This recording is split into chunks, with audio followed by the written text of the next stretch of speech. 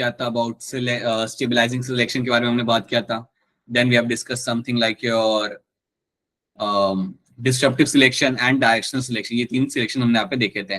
I hope ये तीनों selections आप सबको यहाँ पे क्लियर है. I hope this 3 selections are clear to all of you. Yes, sir.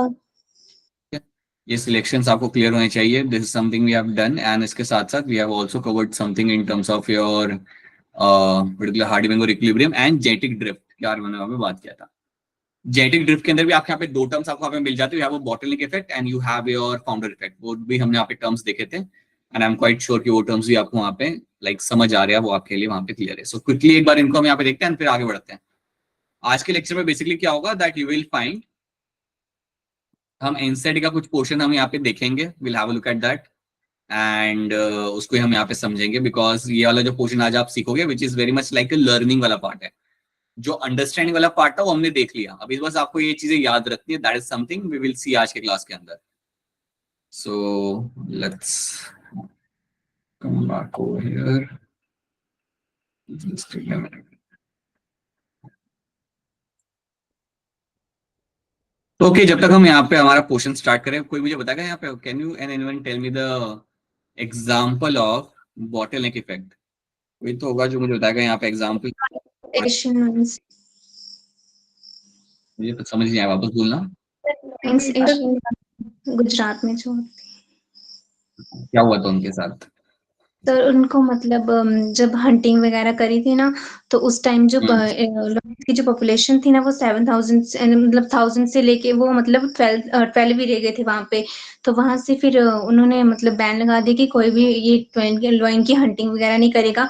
Then उसके बाद अभी वो 7,000 समथिंग हो गई है वापस से. मतलब ज्यादा से थोड़ी पहले ज्यादा थी, उसके बाद वो बिल्कुल ही कम हो गई, फिर उससे पॉपुलेशन थोड़ी बढ़ी है. तो इसमें हम क्या समझ पाते हैं, like what is been happening in this, like what is the bottling effect in this, क्या है? फिर इसमें फिर अगर जैसे कि पहले ज्यादा पॉपुलेशन थी फिर उससे कम रह गई, फिर अब कम से बन रही ज्यादा, तो उसमें फिर ज्यादा वेरिएशंस में होंगे क्योंकि वो कम ही थे तो उनमें वेरिएशंस कम नहीं होंगी. तो अगर बाई चांस कोई ऐसी डिजीज आ गई, फिर कोई ऐसे अभी कोई जैसे आ गया डिजीज राइट. वगैरह, यस सर, तो फिर वो मतलब बच नहीं पाएंगे उनसे क्योंकि उनके पास तो वेरिएशन है, जीन नहीं होगा बिकॉज ना. उनका वेरिएशन वहां पे, राइट, बिल्कुल, बिकॉज उनका वहां पे वेरिएशन कम है, so they won't be able to survive over there. Right, that's bottleneck effect का एग्जांपल वहां पे, which is a Asia gland का एग्जांपल है कि आपका एग्जांपल है आपका वहां पे एलिफेंट सील का. So that is something we have done. ठीक है, एंड चलिए फिर आगे बढ़ते हैं. That is something we have covered. अभी पिछले क्लास के अंदर हमने यहाँ पे हार्डी-वेंगर इक्विलिब्रियम यहाँ पे देख लिया था और कुछ क्वेश्चन आपके सामने यहाँ पे रखे थे. आई होप ये क्वेश्चन आपने घर जाके सॉल्व किए होंगे. सो 95 का अगर आप यहाँ पे आंसर निकालोगे तो 95 का आंसर यहाँ पे क्या निकल के आएगा? वैसे ही बता दो अनम्यूट करके, क्या होगा इसका answer? Option B, right. 2pq is going to be for my heterozygous individual के लिए ये वाला टर्म हम यहाँ पे यूज करेंगे. सो बड़े ही आसान से क्वेश्चन आपको इसके अंदर यहाँ पे आ जाते हैं.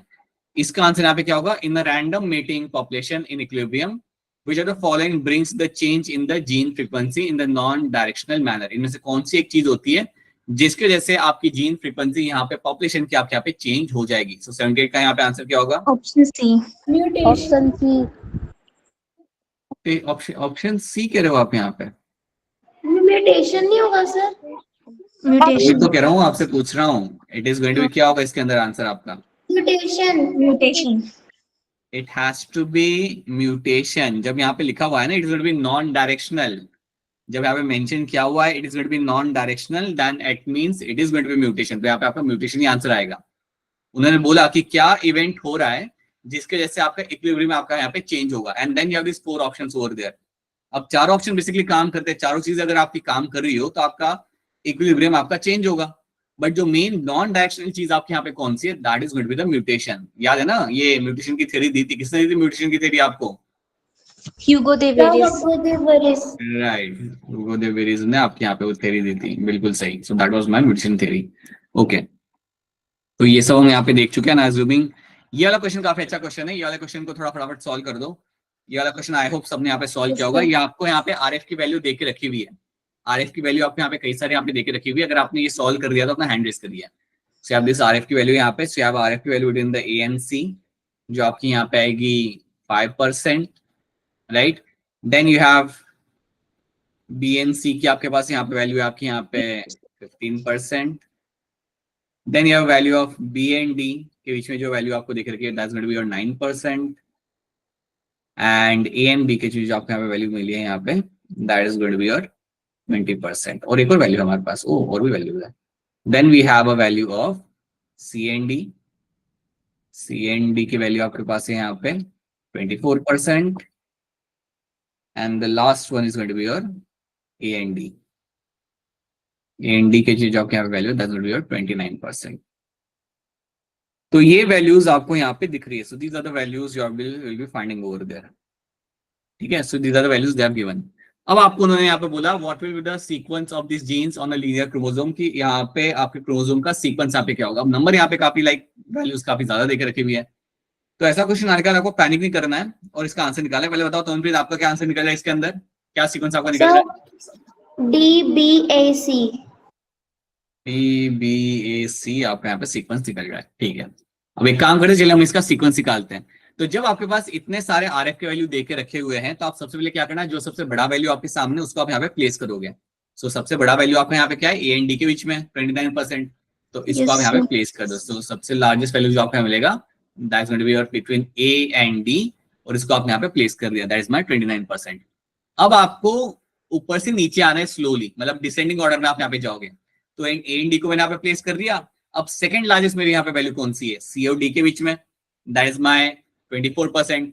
तो श्योरली मैं कह सकता हूँ सी और डी के बीच में काफी अच्छा डिस्टेंस है, तो मेरे हिसाब से मेरा जो सी आएगा वो कहीं पे यहाँ पे आएगा। So I will have C somewhere over here, तो सी मेरा यहाँ पे प्लेस हो जाएगा, that is something we have done. ठीक है, ये मैंने यहाँ पे प्लेस कर दिया। अब मैं क्या करूंगा यहाँ पे, उसके बाद उसके नीचे मेरी वैल्यू यहाँ पे कौन सी आएगी, that is going to be your A B वाली वैल्यू। तो ए और बी के बीच में जो आपको यहाँ पे डिस्टेंस मिल रहा है वो आपको यहाँ पे होगा अराउंड 20% जितना। तो मैं कहूंगा यहाँ पे that you will have, let's say कहीं पे यहाँ पे आपका आ जाएगा आपका यहाँ पे B, right. And now you have, उसके नीचे आपका यहाँ पे आएगा B N C. So B N C के जो चलो आप कह सकते हो आपका यहाँ पे 15% आपका यहाँ पे आ गया आपका distance. Then you have a B N D, B N D के जो आपका यहाँ पे डिस्टेंस आपका 9% आपका यहाँ पे होगा। And then you have A N C, जिसके इसमें आपका काफी कम डिस्टेंस आपका यहाँ पे 5%।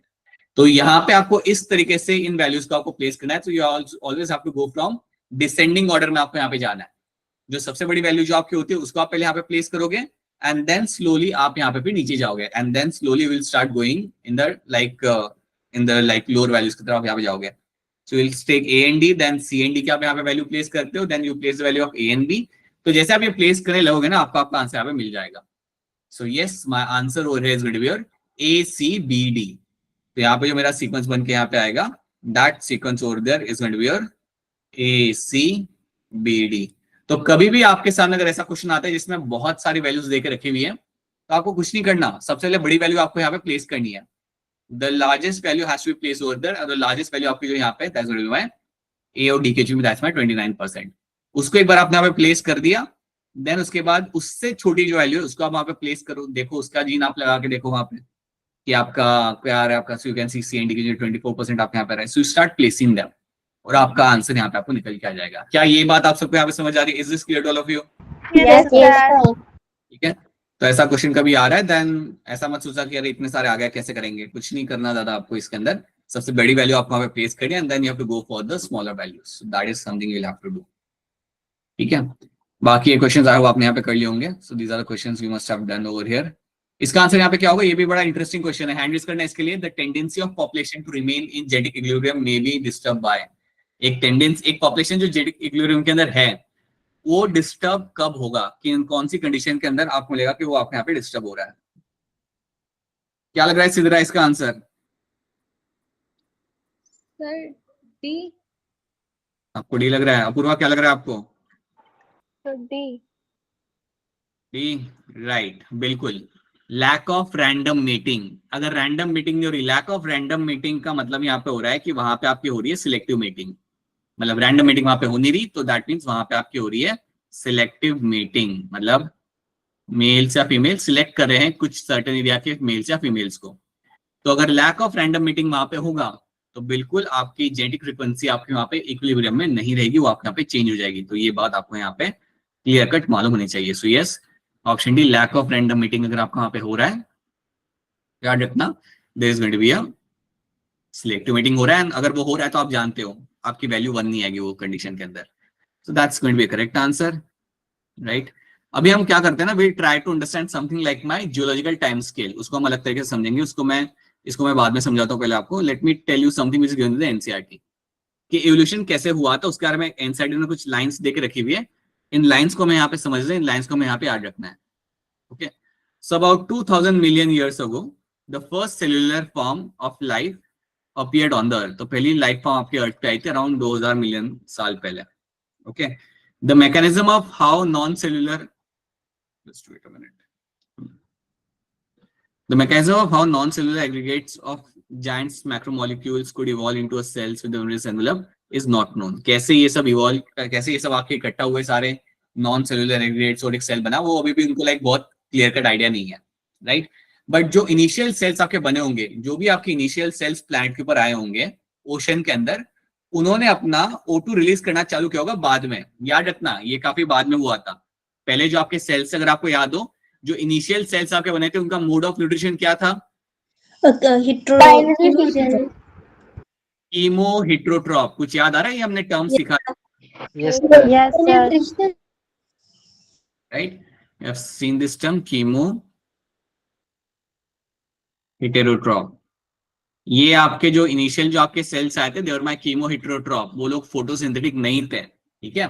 बट कई सालों के बाद जब आपके फोटोसिंथेटिक सेल बने, सो they were carrying out photosynthesis. वहां पे उनका वो फोटोसिंथेसिस वाला प्रोसेस वहां पे उनका हो रहा था, और फोटोसिंथेसिस वाला या फोटोसिंथेसिस जैसा जब वहां पे प्रोसेस वो लोग वहां पे कर रहे थे, तो आपका O2 आपका रिलीज होता है।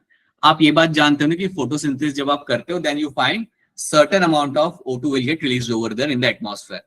एक सर्टेन अमाउंट में आपका जो O2 होगा वो आपका एटमॉस्फेयर में वहां पे रिलीज किया जाएगा, और वही चीज आपकी वहां पे हो रही थी। अब याद रखना, जब एटमॉस्फेयर के अंदर आपका ऑक्सीजन आने लगा, तो इसके वजह से आपकी जो कंडीशंस थी वो आपकी फेवरेबल बनने लगी दूसरे लाइफ के लिए। अगर आपको याद हो, तो जब मेरे प्रिमिटिव सेल रह रहे थे, तब आपका रिड्यूसिंग एनवायरनमेंट था। आई होप ये सब आपको रिड्यूसिंग एनवायरनमेंट था। कोई बताएगा रिड्यूसिंग एनवायरनमेंट का मतलब यहाँ पे क्या होता है? सर जो उसमें फ्री ऑक्सीजन नहीं रह पाती थी, वो कंबाइन कर लेती थी। बिल्कुल सही। पहले के टाइम पे there was no oxygen in the environment, so that was my reducing atmosphere, right? But बाद में जब आपके लाइक सेल्स आए, बाद में जब आपके सेल्स आए which were like able to carry out light reaction जो वहां पे कर पा रहे थे, तो उससे क्या हुआ, आपके यहाँ पे O2 आपका रिलीज होना चालू हुआ। याद रखना, योर O2 जब आपके एनवायरनमेंट के अंदर आपका आया, तो उसके वजह से आपकी कंडीशंस वहां पे आपकी चेंज होने लगी। So now you are creating a conditions जहां पे आपको एनिमल्स या प्लांट्स आपको अच्छे खासे आपको ग्रो करते हुए आपको मिलेंगे।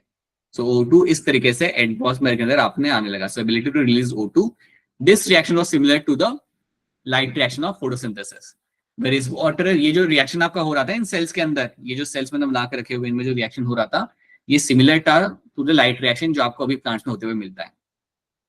लाइट रिएक्शन में अगर आपको याद होगा, सो फोटोसिंथेसिस के टाइम पे आपके जो वाटर मॉलिक्यूल्स आपके होते हैं, they will split with the help of solar energy captured and channelized by appropriate light harvesting pigments. यही आपका इवेंट होता है आपके लाइट रिएक्शन के अंदर, राइट? उसके बाद क्या हुआ, आपके जो सिंगल सेल थे, आपके पास जो भी आपके पास यहाँ पे सिंगल सेल थे, वो सारे के सारे आप स्लोली आपके मल्टी सेल्यूलर ऑर्गेनिज्म में आके कन्वर्ट होने लगे। So now from single cell multi cellular organisms were start forming, right? By the time of 500 million years ago, invertebrates were formed and active. आपके invertebrates जो थे आपके वहां पे आपके बन गए थे अराउंड 500 मिलियन साल पहले, around 500 million years back your invertebrates were seen, right? तो पहले इनिशियल इन्वर्टिब्रेट्स आपको इतने टाइम पहले आपको मिले थे। अब ये जो मैं बता रहा हूँ ना आपको, ये आपको स्टेटमेंट्स याद रखनी है। एनसीईआरटी या नीट में ये लोग क्या करेंगे, स्टेटमेंट वहां पे डाल देंगे। So that's why you have to know this statement. उसके बाद क्या हुआ, आपकी पहली jawless fish probably evolved around 350 million years ago. The first jawless fish came into existence around 350 million years ago, right? Seaweeds and few plants existed probably around 320 million years ago. तो ये आपके plants इतने साल पहले थे। We are told that first organism that invaded were the land were the plants. याद रखना, सबसे पहले जो लैंड पे आया था वो आपके प्लांट्स आए थे। सबसे पहले जो आपके लैंड पे आया था वो आपके प्लांट्स थे, और उसके बाद आपके एनिमल्स आए थे। तो एक बार लैंड के ऊपर प्लांट आ गए, थोड़ा फॉरेस्ट बन गया, after that animals started invading the land. उसके बाद आपके एनिमल्स ने लैंड पे आना चालू किया था। Okay, fish with a stout and strong fin could move on land and go back in the water. कुछ ऐसी फिश बनने लगी थी, आप ये बात समझो, कुछ ऐसी फिश आ गई थी जो लैंड पे आती थी और वापस से पानी में निकल भी जाती थी, मतलब आती थी थोड़ी देर घूमती थी और वापस से पानी में निकल जाती थी। आपने पता है एक एनिमल के बारे में सुना होगा जो लैंड पे भी रहता है और पानी में भी रह सकता है, उसका नाम होता है mud skipper. Yes sir. Mud skipper सुना ही होगा, देखा तो नहीं होगा आप लोगों ने। हाँ, दिल्ली से कोई है तो शायद देखा होगा, हिमाचल वालों ने शायद ना देखा। Mudskipper is something which lives on water as well and lives on land as well, right. वैसा ही कुछ टाइप का फिश होता होगा जो आपका आता था लैंड पे, फिर आपका वापस आता था पानी के अंदर, फिर फिश ने बोला कि अब लैंड पे रहते हैं, right. So this was about 350 million years ago. In 1938, a fish caught in South Africa happened to be a Ceosalanth was a fish. Ceosalanth was the fish which was caught south Africa के अंदर।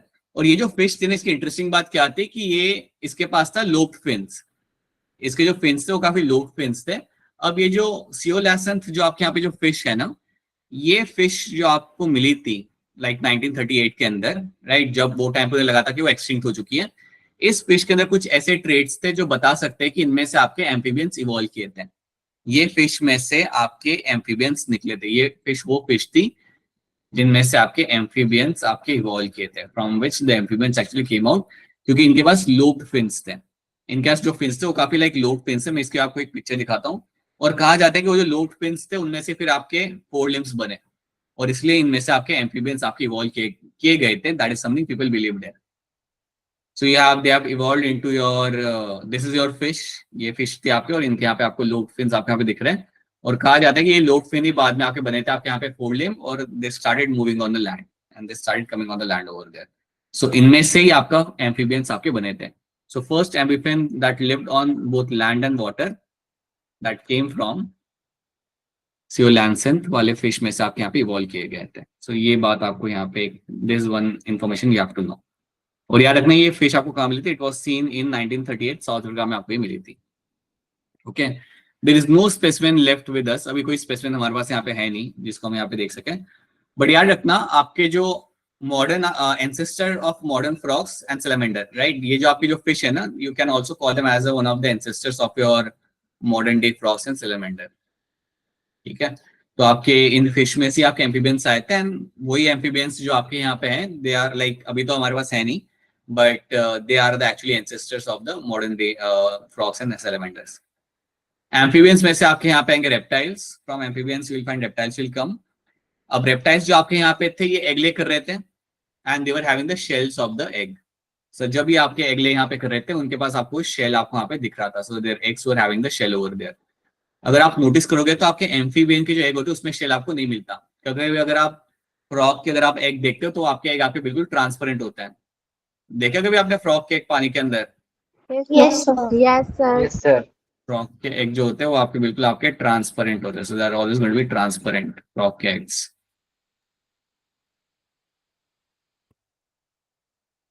But अगर मैं बात करता हूँ about my reptiles के egg के बारे में, तो वो आपका उनका शेलिंग होता है, आपका व्हाइट कलर का शेल आपको वहां पे मिल जाएगा। Okay, they lay a thick shell eggs which do not dry up in a sun unlike those of the amphibian. इनको आप ले कर सकते थे सॉइल के अंदर। याद रखना हर एक रेप्टाइल अपने एग ले करता है सॉइल के अंदर, राइट। और जब भी अपने लेग ले करता है सॉइल के अंदर, then you will get to see कि उसमें they do not get dry, उनकी लेयर इतनी थिक होती है कि वो ड्राई नहीं होती कभी भी। Okay, again we only see the modern day descendants, the turtles, the tortoise and crocodiles. अभी तो हम ये सभी इंदर देख पा रहे हैं। In the next 200 million years ago, so reptiles of different shapes and size dominated the earth. Archana, good evening. कई सारे रेप्टाइल्स आपके यहाँ पे डोमिनेट किए थे आपके अर्थ के ऊपर, और उसमें से सबसे फेमस जो आपका रेप्टाइल आपका यहाँ पे आपको मिल रहा है वो आपका रहेगा आपका dinosaur. Dinosaurs were the most famous reptiles जो आपको मिले थे। तो आप ऐसा सोचो कि पहले आपके जो एम्फीबियंस थे उनमें से रेप्टाइल्स है, और रेप्टाइल जो इनिशियली जो आए थे वो लैंड पे रहने वाले स्मॉल रेप्टाइल्स आपको वहां पे मिल रहे थे। बाद में आपके रेप्टाइल्स का और डाइवर्सिफिकेशन आपका हुआ, and now you are having much more larger reptiles. उनमें से एक एग्जांपल आपके यहाँ पे जो आता है that's going to be dinosaurs. So they are the much more larger well developed reptiles. उसके साथ साथ याद रखना आपके फर्न्स भी आपके यहाँ पे रहते हैं। हाँ जी, तो बताइए क्या सवाल है आपका? तो जो पिछली स्लाइड थी उस पे लिखा था कि दे लैक शेल्ड एग्स। सो ये दे कौन है इसमें? दे ये आपके यहाँ पे रेप्टाइल्स, ओके सर। जिनके पास आपको शेल मिलेगा जिसके अंदर आपको लाइक व्हाइट कवरिंग जो होती है ना शेल की, उसको हम कहते हैं लाइक शेल्ड एग्स, उन्हें हम कहते हैं शेल्ड एग्स। तो आपको रेप्टाइल्स, आपको एम्फीबियन से वो नहीं मिल रहे कभी भी। Yes okay. होने का उसका फायदा ये था कि they were keeping them like doing that कि वो ड्राई ना हो जाएगा आपका। अगर आप एम्फीबियन के एग अगर पानी के बाहर निकालते हो तो वो डेथ हो जाएगी उनकी, मतलब वो ड्राई हो जाएंगे। But same thing does not happen with the reptilian sex. Okay sir. उसके बाद फर्न्स आपके आए थे, याद रखना, the ferns were present and tend to form a cold deposit slowly, right? Aljiya 2 minute रुक जाओ, हम आपका सवाल भी ले लेते हैं। सो याद रखना फर्न्स आपके अल्टीमेटली कोल्ड डिपॉजिट बन गए। आज की डेट में कहा जाता है कि वही हम यूज करते हैं as a fossil fuel. All the plants which have been buried under the soil इतने साल पहले, उनको आज हम यूज करें फॉसिल फ्यूल की तरह, ठीक है।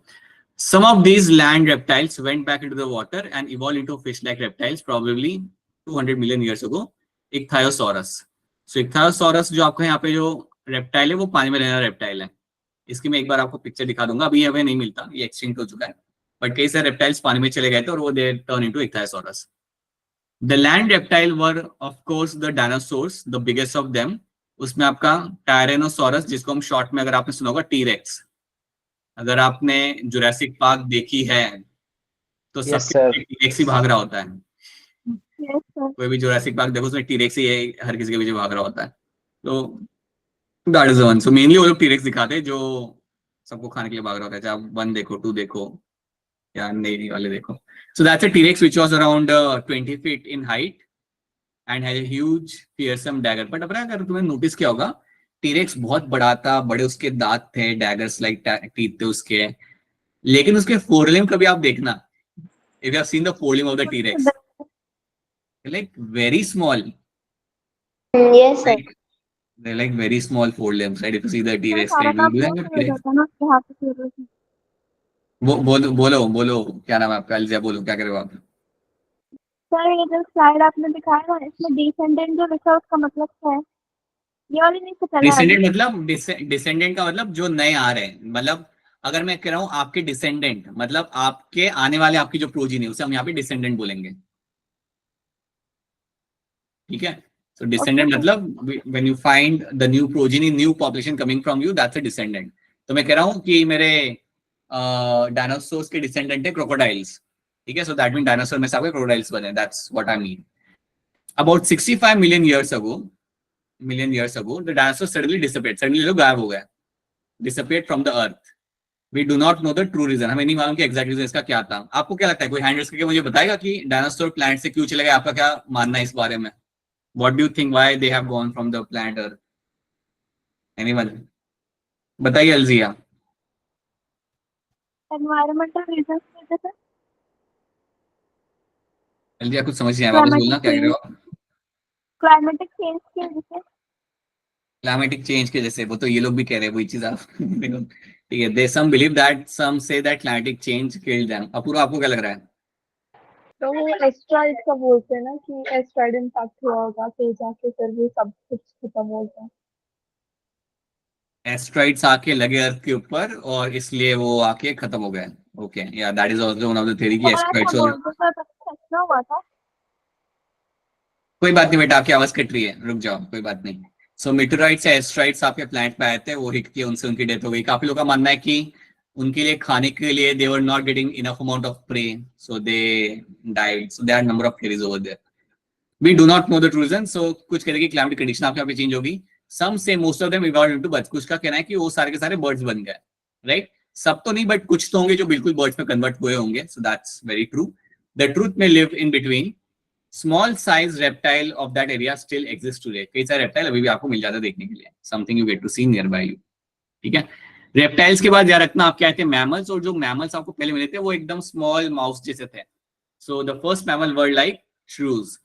श्रूज को हम हिंदी में मतलब it's like a mouse only, ये माउस जैसा आपका होता है जो हमें मिलता है देखने के लिए। And there fossils are small sized. Mammals were viviparous and protected their unborn young inside the body. So mammals आपके पहले आपके viviparous आपके यहाँ पे दिख रहे थे, okay? Mammals आपके ज्यादा intelligent थे, sensing थे, avoiding danger at least, so ये ज्यादा smart थे comparatively, okay? When reptiles came down, mammals took over the earth. जब reptiles का नंबर कम होने लगा तो mammals ने पूरे अर्थ को ऑक्यूपाई करना वहां पे चालू किया। Okay, there were in South America mammals resembling horses, hippopotamus, bear, rabbit, right? Due to continental drift, when South America joined North America, these mammals were overridden by North American fauna. याद रखना, south America में आपको कई सारे mammals आपको मिल जाते हैं, horse, hippopotamus, bear, rabbit. और जब कॉन्टिनेंटल ड्रिफ्ट हुआ, कॉन्टिनेंटल ड्रिफ्ट मतलब जब आपके दो कॉन्टिनेंट आके जुड़ गए, साथ में आके जुड़ गए, मूवमेंट हो रहा था ना वहां पे, तो वो जाके जुड़ गए, तो जैसे वो लोग जुड़े वहां पे, तो उससे क्या हुआ, आपके कई सारे मैमल्स वहां पे चले गए, नॉर्थ अमेरिका में आपके यहाँ पे ट्रांसफर कर दिए गए। एंड उसके बाद वापस से एक बार कॉन्टिनेंटल ड्रिफ्ट आपका यहाँ पे हुआ और उससे कई सारे मैमल्स वापस अलग हो गए। तो due to same continental drift, pouched mammals of Australia survived due to lack of competition from any other mammal. कुछ हैबिटेट था जो बिल्कुल अलग हो गया, वो ऑस्ट्रेलिया आपका बन गया, और ऑस्ट्रेलिया में जो आपको मैमल्स मिलते हैं वो आपके बिल्कुल अलग है, they are all my pouch mammals. अगर आप कभी ऑस्ट्रेलिया का बायोडायवर्सिटी अगर आप कभी जाके देखते हो ना, तो आपको रियलाइज होगा कि ऑस्ट्रेलिया के अंदर you will find that you have a population and you don't have any other predator over there. Basically वहां पे आपको leopard, lion, tiger आपको नहीं मिलता। अगर आप ऑस्ट्रेलिया में अगर आप कभी जाके देखते हो वहां पे पॉपुलेशन के मैमल्स को, कभी आप नोटिस करना वहां पे आपको वो पॉपुलेशन आपको मिलता ही नहीं है ही नहीं कभी। मतलब ऑस्ट्रेलिया के अंदर you have no like any large predator over there, कभी नोटिस करना, यू डोंट फाइंड दैट। सिर्फ वहां पे एक एनिमल आपको मिलता है जो भी लाया गया था, उसे हम कहते हैं डिंगो, वुल्फ जैसा होता है, वो मिल जाता है आपको ऑस्ट्रेलिया के अंदर, बट उसकी भी कहानी वो हम बाद में सीखेंगे, उसकी कहानी क्या है। तो ये आपको मिलता है वहां पे देखने के लिए, and that dingo is something which is going to be like, वो भी बाहर से लाया गया था, इट इज नॉट एक्चुअली वहां पे मिलता है। Okay, then least we forget some mammals live होल्डली इन द वाटर, वेल्स, ये इनकी बात करें, वेल्स, वाटर, सी काउस की, जो आपको मिलते हैं पानी के अंदर, other mammalian of the water. And then you have evolution of horse, elephant, dog, ये सब आपके यहाँ पे हुआ था। And the most self conscious one is going to be human beings. अब मैं आपको बताना चाहूंगा, ये जो मैंने आपके 3 पैराग्राफ आपके सामने यहाँ पे आपको दिखाए हैं ना, इनको आप एक बार इनसाइड से देख जाओ। इनमें से क्वेश्चंस बहुत कम आते हैं, बहुत rarely will find question, but आपको स्टेटमेंट्स मालूम होनी चाहिए, कौन किसके बाद आया, या टीरेक्स कितने साल पहले आए थे, you have to know this things. Okay, but you find questions coming from this will be quite rare, इनमें से आपको क्वेश्चंस आते हुए आपको यहाँ पे मिलेंगे। ठीक है, तो इतनी बातें आपको यहाँ पे याद रखनी, these are the few things you have to know in this. ठीक है, अब मैं आपको यहाँ पे एक जियोलॉजिकल टाइम स्केल दिखाना चाहूंगा, इसको आप यहाँ पे देख लो। आई होप आपको ये दिख पा रहा है, मैं आपके साथ एक बार फिर ये अलग से शेयर करूंगा थोड़ा मैग्नीफाइड तरीके से। फिलहाल अगर आप यहाँ पे देख पाओगे ना, that is my geological time scale. तो जियोलॉजिकल टाइम स्केल के अंदर आपको यहाँ पे क्या मिलेगा, you have something like your era. आपको किस पे फोकस करना है, एरा। एरा आपके पास है यहाँ पे 4, Precambrian, Paleozoic, Mesozoic and Cenozoic, ये 4 आपके पास यहाँ पे एरा है। फिर आप जो दूसरी चीज पे आप फोकस कर सकते हो, वो आपका यहाँ पे होगा पीरियड। सो प्री कैम्ब्रियम एरा के अंदर आपको यहाँ पे 3 पीरियड आपको यहाँ पे लगे हुए, upper, middle and lower, right. Basically आप यहाँ पे पेलोजोइक एरा से आप अपना देखना चालू करोगे अपने पीरियड्स को, ये वाले आपसे कोई नहीं पूछेगा। सो ये have a Cambrian, Ordovician, Silurian, Devonian, Carboniferous, Permian and Permian तक, ये आपका आएगा यहाँ पे पेलोजोइक एरा के आपके पीरियड आएंगे। बेसिकली यहाँ पे बताया क्या गया है ना, यहाँ पे आपको दिखाया गया है कि कौन से एरा में आपको कौन से टाइप के एनिमल्स आपको मिल जाते हैं, या कौन से पीरियड के अंदर आपको कौन से टाइप की स्पीशीज आपको यहाँ पे देखने के लिए आपको यहाँ पे मिल रही थी, ये बात यहाँ पे मेंशन की हुई है। ये बात आपको एक बार ध्यान रखनी पड़ेगी, एक बार आपको पढ़ना पड़ेगा इसको, या मैं कहूंगा इसको आप चिपका दो कहीं पे और इसे देख जाओ, राइट। सो दैट अगर यहाँ से क्वेश्चन आते हैं ना, तो बहुत डिटेल क्वेश्चन नहीं आते, बड़े सिंपल क्वेश्चन आते हैं।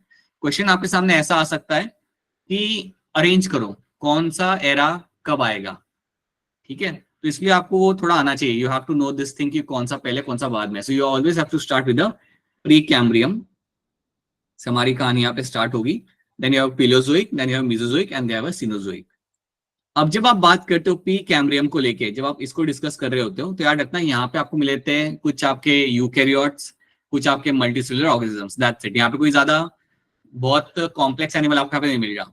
You have some eukaryotes over there, you have some multicellular organisms were seen over there. जब आप बात करते हो पेलियोजोइक एरा के बारे में, तो यहां से आपको थोड़ा ध्यान देना है। तो पेलियोजोइक एरा के अंदर जो आपका सबसे पहले आपका यहाँ पे है, that's my Cambrian, that's going to be your Cambrian era, Cambrian period. और कैम्ब्रियन पीरियड के बारे में आपको याद रखना है दैट यहाँ पे आपको मिले थे आपके इनवर्टिब्रेट्स, यहाँ पे आपसे कहो सबसे पहली बार इनवर्टिब्रेट्स आपको मिले थे, for the very first time, सबसे पहली बार for the first time invertebrates were seen. ठीक है, सो फर्स्ट टाइम यहाँ पे आपको इनवर्टिब्रेट्स आपको यहाँ पे देखने के लिए आपको यहाँ पे मिले थे, राइट। देन इसके बाद जो मेरा नेक्स्ट यहाँ पे जो मेरा पीरियड है that's my Ordovician. So Ordovician की जब मैं यहाँ पे बात करता हूं, सो ये वो टाइम था जब इनवर्टिब्रेट्स ने डोमिनेट किया था। तो ये वो टाइम था मेरा यहाँ पे जब आपके इनवर्टिब्रेट्स जो आपके यहाँ पे थे उन्होंने आपका पूरे प्लेनेट के ऊपर डोमिनेट किया था, मतलब जहां देखो वहां पे invertebrates, they were the one who actually dominate in that particular time period. Then you have a Silurian. Silurian term आपके सामने आएगा तो याद रखना, यहाँ पे आपको फर्स्ट टाइम फिश मिली थी। सिल्यूरियन आपका जो यहाँ पे पीरियड था, ये आपका वो एरा था जब आपको फर्स्ट टाइम आपको यहाँ पे फिश मिली थी। तो यहाँ पे आपका फर्स्ट टाइम आपको यहाँ पे मिली थी आपके यहाँ पे फिश। सो अगर आपसे कोई पूछे कि पहली बार फिश कौन से पीरियड में देखने के लिए मिली थी, देन आपका आंसर यहाँ पे होगा सिल्यूरियन पीरियड के अंदर। And then you have the Devonian period. Devonian period को आप ऐसे याद रखना कि डेवोनियन पीरियड आपका वो था जहां पे फिश ने डोमिनेट किया था। So this was the time जिसको हम कहते हैं ages of fish, age of fishes. कौन है age of fishes? That means यहाँ पे फिशेस ने किया था डोमिनेट, मतलब यहाँ पे आपके फिशेस का नंबर बहुत बढ़ गया था और काफी अलग अलग टाइप की आपको यहाँ पे फिश मिलती थी। आपको एक और बात यहाँ पे याद रखनी कि यहाँ पे आपको सबसे पहली बार सिल्यूरियन पीरियड के अंदर आपको यहाँ पे एम्फीबियंस भी देखने के लिए मिले थे, right. This was also one of the time over there. ये तो आपको एज ऑफ फिश था, लेकिन आपके पहले जो एम्फीबियंस आपको मिले थे यहाँ पे, वो आपको यहाँ पे आपके आने लगे थे, right. And then you have a Carboniferous period जिसको यहाँ पे इन्होंने मिक्स किया हुआ है। यहाँ पे रेप्टाइल्स भी आपको मिले थे। बेटा वापस बोलो, क्या कह रहे हो आप? आपने बोला ना फर्स्ट एम्फीबियन मिला था, कौन से स्टेज में? डिवोनियन के अंदर आपको यहाँ पे फर्स्ट एम्फीबियंस या फर्स्ट टाइम एम्फीबियंस भी आपको यहाँ पे इस स्टेज में आपको मिले थे देखने के लिए। तो फर्स्ट एम्फीबियंस आपको जो मिले थे वो आपके डिवोनियन स्टेज में आपको यहाँ मिले थे। अब जब हम कार्बोनिफेरस पीरियड की बात करते हैं तो यहाँ पे लिखा हुआ है इन लोगों ने that you have earliest amphibians, evident echinoderms and earliest reptile. तो याद रखना Carboniferous period is known for कि यहाँ पे आपको एम्फीबियंस ने डोमिनेट किया था। एम्फीबियंस ने इस एरिया के अंदर आपका डोमिनेट किया था, they were in the much more higher amount. और यहाँ पे आपको पहले पहले आपके रेप्टाइल्स भी आपको यहाँ पे देखने के लिए आपको मिले थे। So earliest reptiles are also seen. Epoch को आप यहाँ पे इग्नोर कर सकते हो, ये वाले पार्ट को आप इग्नोर कर दो, इतने पार्ट को आप यहाँ पे इग्नोर कर दो, राइट। बाकी पार्ट आप यहाँ पे ध्यान दे सकते हो। बाकी like you can pay attention to the period and era. बोलो बेटा, आप बोलो, क्या कह रहे हो आप? कुछ नहीं कह रहे, ठीक है। So you have a Carboniferous era period over there and then you have Permian. Permian के अंदर आते हैं you have a mammal like reptiles आपको यहाँ पे देखने के लिए मिलते हैं। So much more advance reptiles आपको यहाँ पे मिलते हैं देखने के लिए। And then you have the Mesozoic era. तो हमारा यहाँ पे पिलोजोइक एरा खत्म हो गया और then you have Mesozoic era. अब याद रखना मेसोजोइक एरा के अंदर you have three parts. You have Jurassic, Triassic, Jurassic, and Cretaceous. And this was called as my golden age for reptiles, and rise of dinosaur was seen in this era. यहाँ पे आपके dinosaurs का amount आपके यहाँ पे increase हुआ था, या मैं कहूँगा डायनासोर्स के पॉपुलेशन आपको यहाँ पे मिला था देखने के लिए। And this was a golden period, okay. And then you have your Tertiary period जो आपका सिनोजोइक एरा में आपका यहाँ पे आएगा, जहाँ पे you have mammals and birds आपको यहाँ पे मिले थे।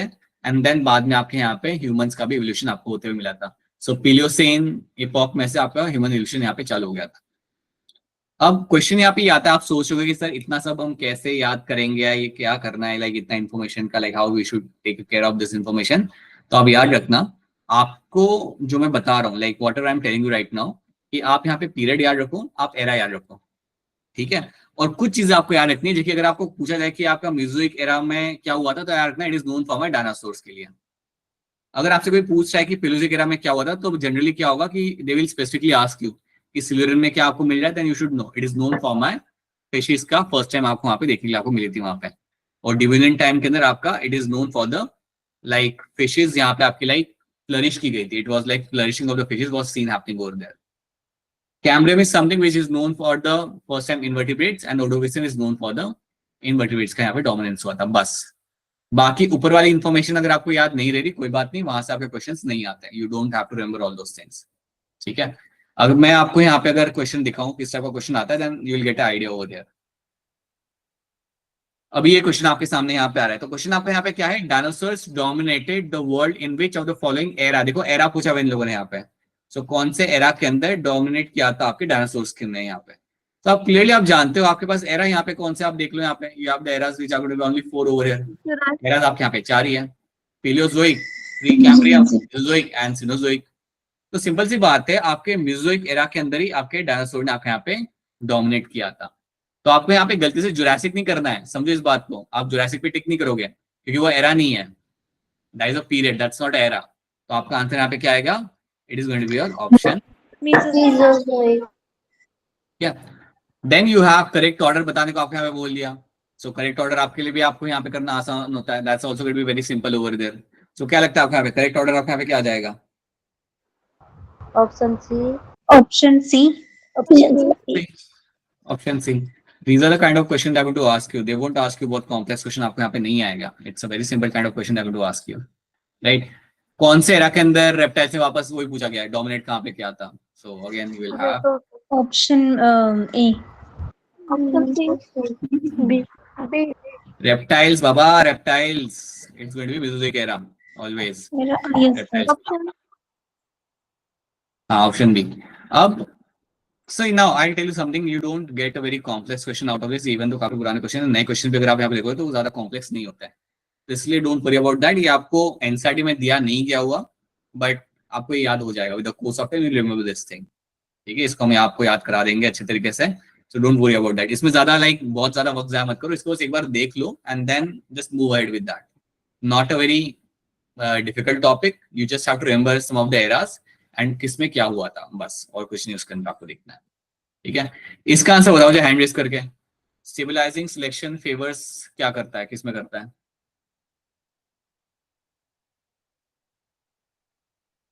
देख लो आराम से बेटा, सबको ये आंसर आना चाहिए, ऐसा नहीं कि 2 ही लोग करेंगे इसका आंसर। स्टेबलाइजिंग सिलेक्शन आपको फेवर करता है, किस ट्रेड को फेवर करेगा यहाँ पे, बस 3 लोग। अंकिता क्या होगा इसका आंसर, स्टेबलाइजिंग सिलेक्शन किसको फेवर करेगा, बी। आप बी कह रहे हो यहाँ पे। सिद्रा क्या लग रहा है आपको यहाँ पे, sir option B. Right, it is always good to favour my intermediate form of trait, so मेरा हमेशा फेवर करेगा मुझे यहाँ पे इंटरमीडिएट फॉर्म ऑफ ट्रेड को, right. So stabilising selection will always favour my intermediate form of trait, right. बीच वाला जो मीन वैल्यू होती है ना बेटा, इंटरमीडिएट मतलब मेरा यहाँ पे mean value, this going to be simply means your mean value, इसको यहाँ पे वो ट्रेड को फेवर करेगा। इसको कर दो मैच सही तरीके से, take your time, take your 30 seconds and then do the correct time type of match the following.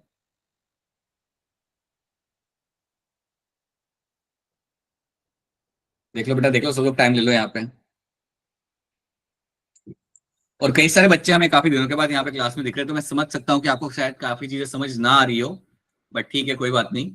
The chapter is going to end in couple of days and then you will have a new chapter, आपका नया chapter वहाँ पे start होगा, which is going to be your human health. So please उसके बाद regular रहना, जो लोग काफी टाइम बाद क्लास में आ रहे हैं, तो सब आपको समझ भी आएगा। क्या मैच द फॉलोइंग नहीं हो पर आप लोगों से, सर कर लिया।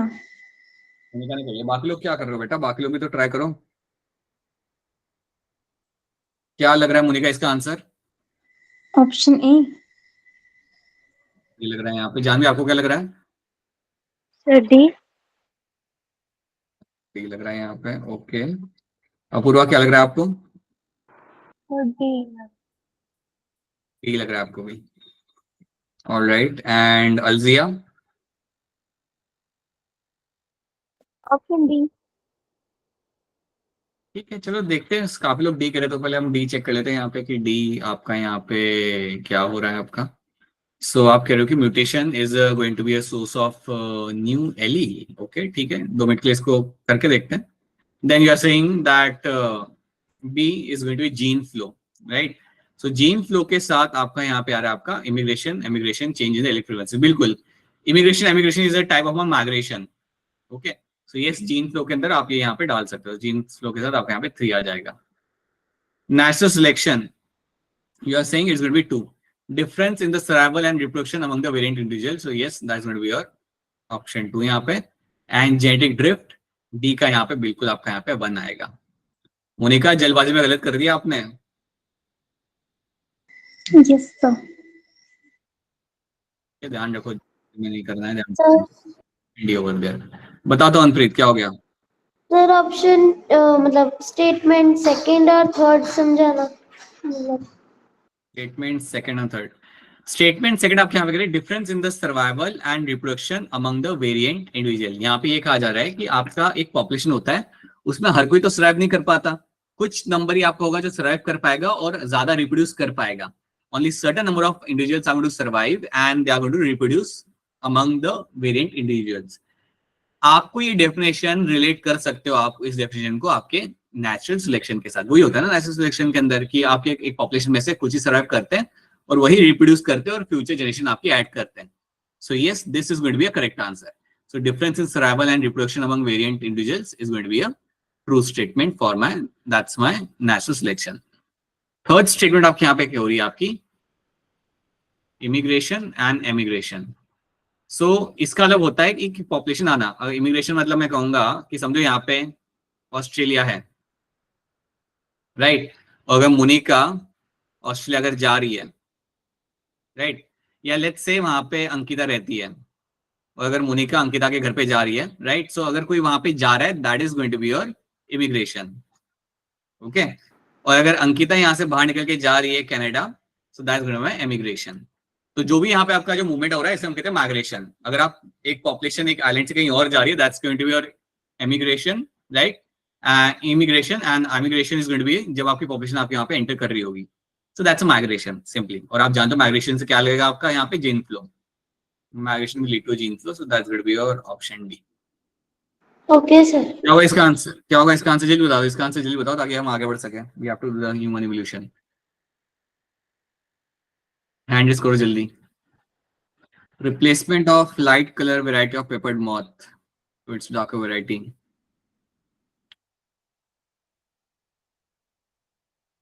क्या होगा इसका answer Aljiya? Option A.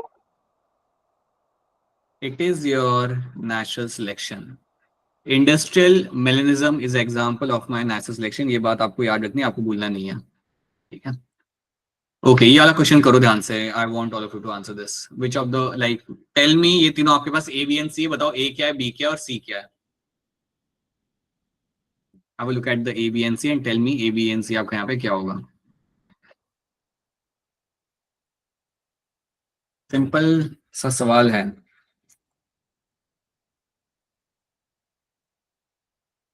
What is your A, what is your B, what is your C?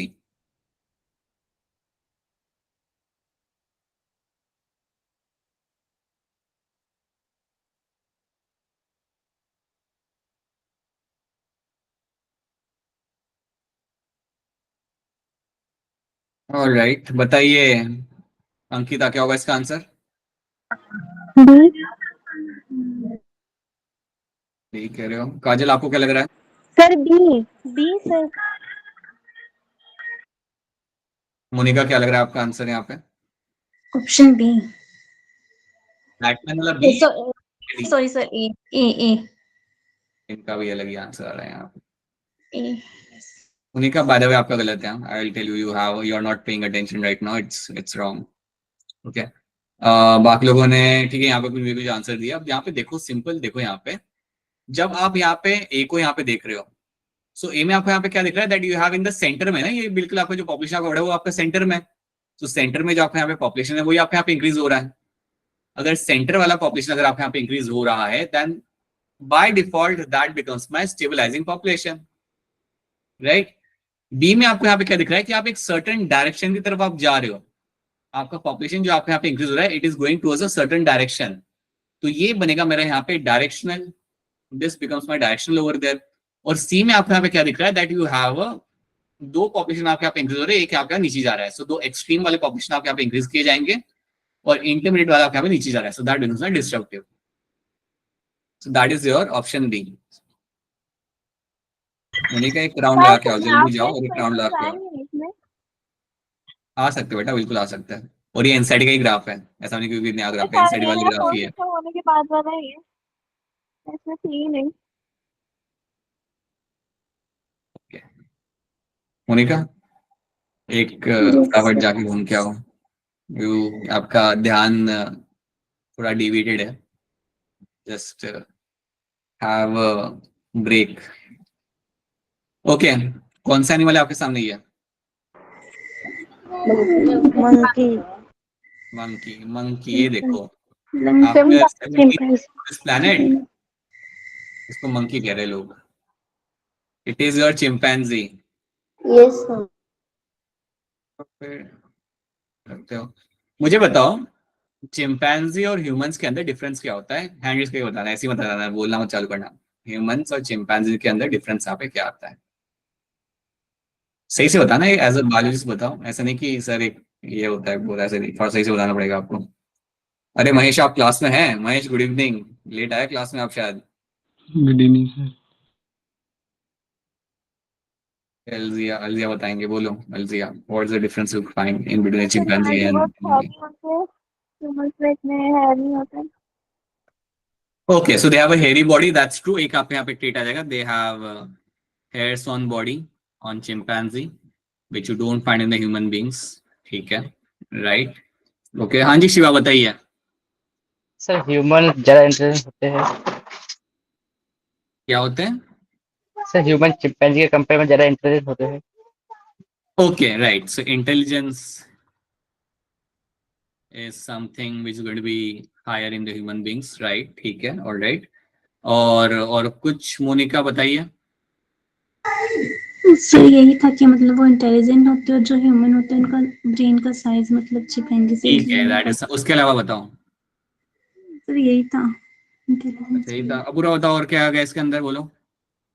तो चिंपैंजी का वर्टिकल कॉलम थोड़ा लीन है। मुझे सुनाई नहीं दिया, मैं सोच रहा हूँ कि वर्टेबल कॉलम जो इनका रहता है, right, the vertebral column in humans वो आपका कर्व्ड रहेगा। सो ह्यूमंस के अंदर द वर्टेबल कॉलम आपका यहाँ पे कर्व्ड रहेगा। सो ह्यूमंस में it is going to be curved. ये कर्व वर्टेबल कॉलम आपको चिंपैंजीज में देखने के लिए आपको नहीं मिलता। It is much more erect, it's not curved like in human beings, right. हाँ जी दीपिका बताइए, आपको क्या लग रहा है?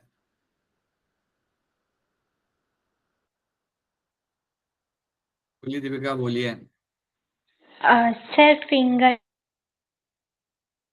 Fingers are what? ठीक है, मैं आपसे equal length of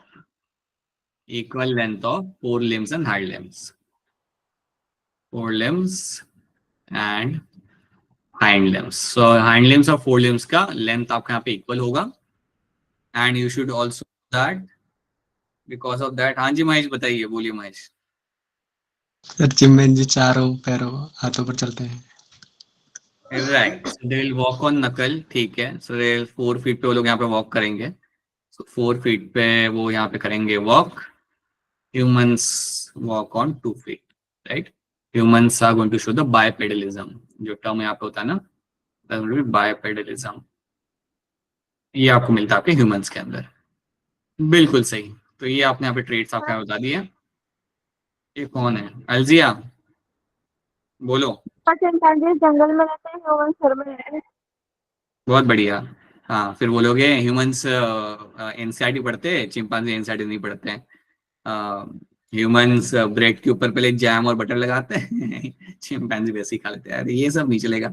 you can add one more thing over here, that chimpanzees are going to be arboreal, right. Humans are not arboreal, मतलब या you don't find them climbing trees. Okay, so ये सारे points आपको यहाँ पे याद रखने पहले तो, like these are the like differences in humans and chimpanzee. अब इसका हम यहाँ पे एग्जांपल क्यों ले रहे हैं? बिकॉज बहुत सारी सिमिलैरिटीज है हमारे पास ह्यूमंस और चिंपैंजीज के अंदर, एंड क्योंकि हम यहाँ पे ह्यूमन इवोल्यूशन यहाँ पे सीख रहे हैं, तो आपने पता है एक चीज सुनी होगी हमेशा से, आपने सुना होगा कि ह्यूमंस चिंपैंजीज में से बने हैं। ये बात आपने सुनी होगी कि हमारा Yes, sir. evolution हुआ है वो Yes, sir. chimpains's में हुआ है, right.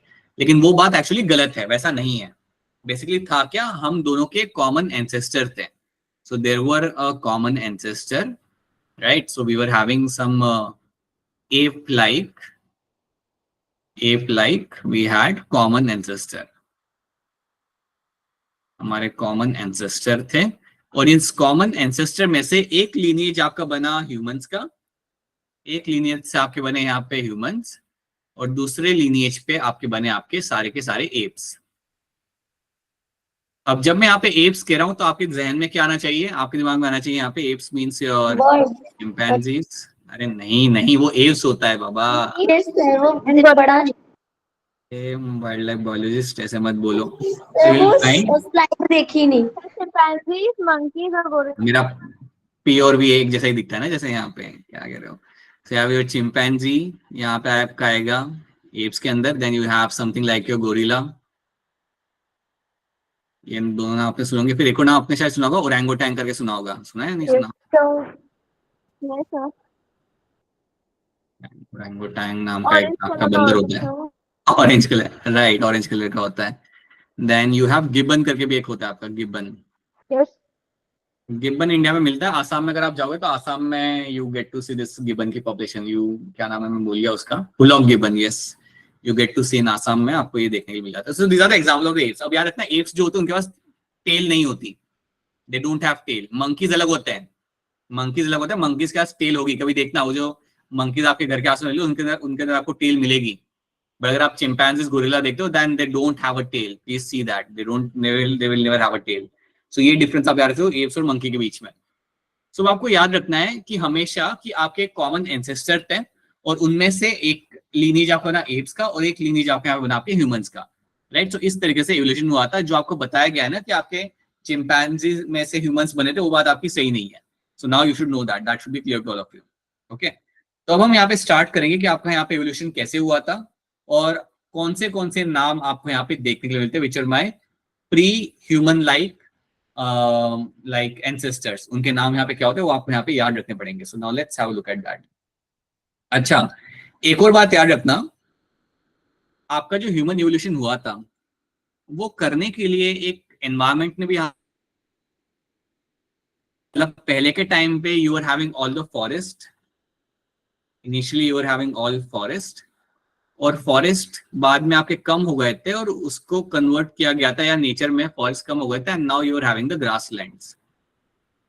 So forest were converted into grasslands. Grassland मतलब फॉरेस्ट जो था वो थोड़ा कम हुआ और फिर ग्रासलैंड्स बनने लगे।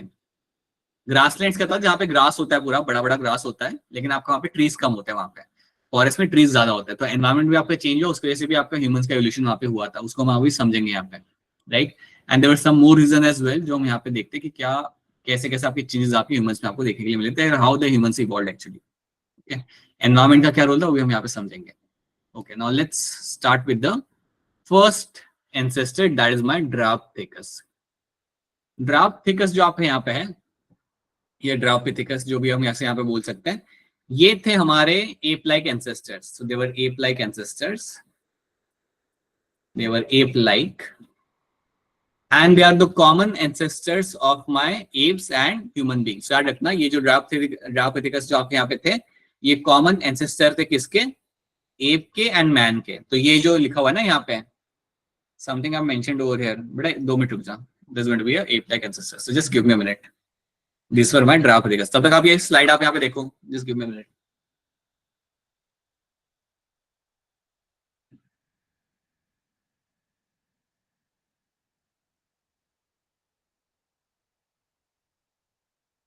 Alright, so there were my ape and man के कॉमन एंसेस्टर जो आपके यहाँ पे थे, देवर माय ड्रायोपिथेकस, और ये आपको मिल रहे थे around 15 million years ago. So they existed 15 million years ago and they, इनमें से, सो बेसिकली ये जो मैं आपको यहाँ पे बता रहा हूँ ना, ये जो एंसेस्टर है यही है मेरे यहाँ पे Dryopithecus, they are the one which are my Dryopithecus. अगर आपसे कोई पूछे ड्रायोपिथेकस कैसे थे, तो यार ना वो पेड़ पे रहते थे, देवर आर्बोरियल। सो ये बात आपको याद रखनी है, that Dryopithecus were always going to be arboreal. ये आपके पेड़ पे आपको मिलते थे, सो देवर माय आर्बोरियल। ये आप कहते हैं यहाँ पे arboreal, that's the first thing you have to know. Second बात आपको यहाँ पे आ रही थी, अगर आपसे कोई पूछे क्या खाते थे, तो you should tell them there were my vegetarians. ये लोग खाते थे अपना fruits. So what they used to eat, they used to feed on fruits. ये आपका कुछ और नहीं खाते थे, सिर्फ ये फल खाते थे, फल पत्ते, they used to eat that, right. Body के ऊपर आपको हेयर मिलता था, so hair was covered with, like body was covered with hair and they had a semi erect portion. मैं कहूंगा they were walking similar to gorilla, they used to walk, 4 पैर के ऊपर, they used to walk similar to gorilla and chimpanzee.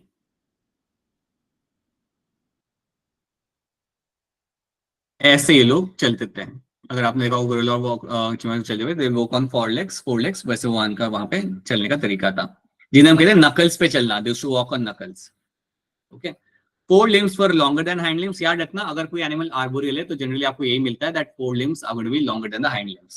4 limbs आपके hind limbs आपके यहाँ पे longer होते हैं। Okay, and spent most of the time on the trees। जो मैंने आपको बोला, ये ज्यादा करके अपना टाइम स्पेंड करते हैं आपके ट्रीज के ऊपर। तो जब भी आपके सामने ड्रायोपिथेकस टर्म आएगा तो याद रखना, ये आपके सबसे पहले एप लाइक एंसेस्टर्स थे। बेसिकली ये आपके कॉमन एंसेस्टर थे हमारे और एप के। दे वर सिमिलर टू गोरिल्ला, इनके बॉडी में भी हेयर होता था, ट्री पे रहते थे ये लोग, फ्रूट्स खाते थे, and they were the one who were having like equal length of forelimb and hind limb आपको मिलता था, बल्कि forelimb were longer than the hind limb and they were walking on the knuckles। इतनी बात आपको यहाँ पे याद रखनी है, they were the first one। अब इसमें से फिर आपका ह्यूमन का लीनिएज यहाँ पे चालू हुआ। So from there onwards human का लीनिएज आपका यहाँ पे स्टार्ट होगा। तो जो सबसे पहला ह्यूमन का लीनिएज हम यहाँ पे देखते हैं, दैट्स माय रामापिथेकस। अब रामापिथेकस जब आपके सामने टर्म आएगा तो याद रखना, दे were the one who were eating nuts and seed। ये क्या खाते थे? They were eating the nuts and seed। Okay, they also existed around 15 million years ago। आपको ये मिलते थे। इनके बॉडी पे हेयर थोड़े कम थे कंपैरेटिवली, अब यहाँ पे इनके बॉडी के अंदर हेयर आपके यहाँ पे कम थे, and they were still walking like a gorillas and chimpanzee. अभी भी लोग कैसे चलते थे? गोरिल्ला और चिंपैंजी, इनका यहाँ पे चलने का तरीका था। याद रखना, ये लोग भी यहाँ पे वेजिटेरियन ही थे, ये भी यहाँ पे नॉन वेज या कुछ भी, like they were not hunting या not eating any meat over there, they eating the nuts and seeds आपको यहाँ पे खाने के लिए मिलता था। अब यहाँ पे जो आपको पॉइंट्स बता रहा हूँ ना, ये मैं जितने पॉइंट्स बता रहा हूँ अगर आप उतने ही याद रखते हो तो आपके लिए वो इनफ रहेगा। इसमें अगर आप कभी कोई रेफरेंस बुक पढ़ोगे तो वहां पे ज्यादा डिटेल में लिखा होगा that they were having such kind of jaw, they were having such kind of teeth, but आपको इतना डिटेल में आपको यहाँ पे नहीं देखना, आपको उतना याद रखना है जिससे आपका नीट के अंदर क्वेश्चन सॉल्व हो जाए। बताइए मोनिका, क्या कह रहे हो आप? बोलो सर, आपने इसमें स्टार्टिंग में क्या बताया था? मैंने बोला कि ये लोग खाते हैं नट्स एंड सीड्स को, ये खाते थे फीडिंग ऑन नट्स। अब अगर आप ये मत सोचना कि क्या बेटा, क्या कह रहे हो आप? इससे मतलब जब इसको स्टार्ट किया ना, इसको स्टार्ट किया तो इसके स्टार्टिंग में क्या बताया? इसको स्टार्ट करने पे पहली चीज मैंने यही बताया बेटा कि ये लोग फीड करते हैं नट्स और सीड्स को, ठीक है, and they were like 15 million years ago भी इनके मिलते थे हमें यहाँ पे, they were vegetarian, that's what I have said. Okay, तो इतनी बात आपको याद रखनी है। तो याद रखना, पहले आपका आएगा यहाँ पे Dryopithecus and then you will have the Ramapithecus in the picture. ये आपका सेकंड ग्रुप है जो आपको यहाँ पे याद रखना है। ओके, याद रखना, दे वर like very much like ape but much better than the ape actually, right? They were having less body hair and they were feeding on the nuts and seeds। Then the next one is my Australopithecus। ये आपको मिले थे लगभग around 2 million years ago, Australopithecus। और यहाँ पे इनके हैं यहाँ पे 600, that is my cranial capacity। याद रखना, that's going to be the cranial capacity। इसको हम बोलते हैं यहाँ पे cranial capacity।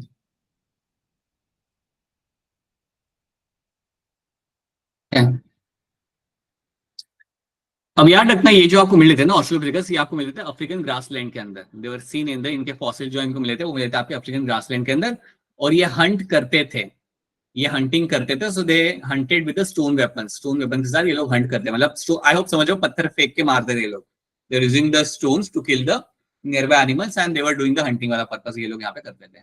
ओके, सबसे important point, they were having complete erect posture, मतलब ये सीधे खड़े हो सकते थे। So they were having the erect posture. यहाँ पे आपको इरेक्ट पोस्चर नहीं मिल रहा था, यहाँ पे आपको कोई इरेक्ट पोस्चर आपका नहीं मिल रहा, but here you can very clearly see the erect posture was scene.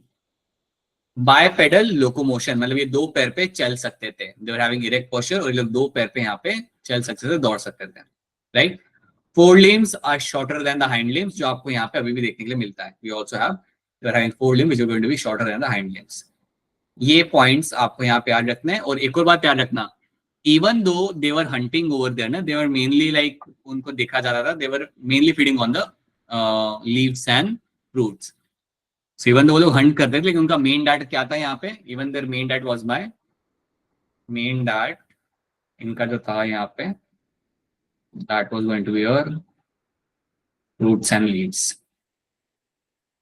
But ये occasionally hunt करके they were eating, but mainly they were eating the fruits and leaves only।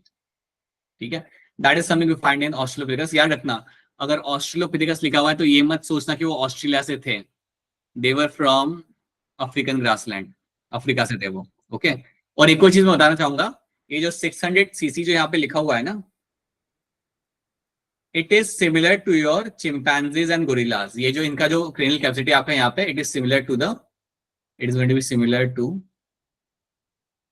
Chimpanzees and gorilla,